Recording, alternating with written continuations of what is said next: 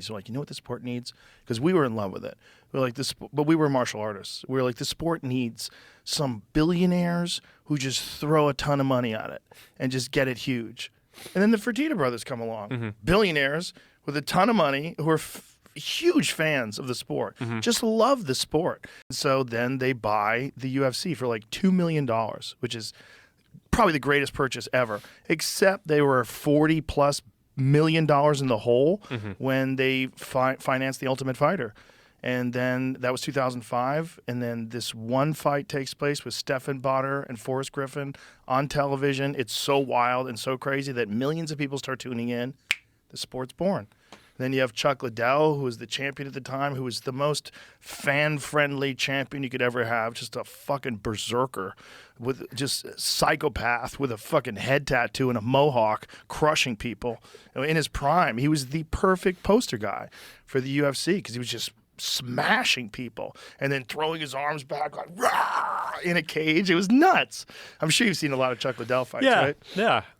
It was just the whole thing took off, but without Dana, it would have never taken place. The guy's tireless. That man, I could call him up. I'll call him up at like 2 o'clock in the morning sometime. Like there's some fight going on, and I'll say, "Hey, this is going on next weekend. I'm so fucking pumped." And we'll talk for hours. For hours. He just wants to talk about fights. He's like so locked in, like all the time, you know. And he's just like so driven. And now that he's healthy.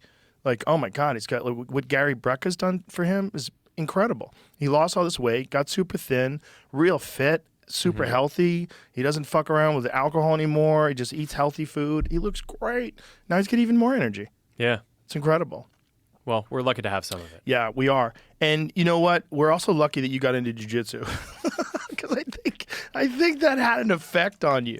You look different. When you walked in here today, you look thicker. You look like a different guy. You do. You look like a jiu-jitsu guy now. It's funny. I saw your neck. I'm like, his neck's bigger. Your neck is bigger. Good. Are you using iron neck or is it just from training? I do like iron neck. But it's but when I started training not just jiu-jitsu but striking, I was like, all right, I want to find a way to do this where I don't like hurt my brain, right? It's like, all right, like I need to, I'm going to be running this company for a while. I would like to, you know, like stay healthy and not take too much damage.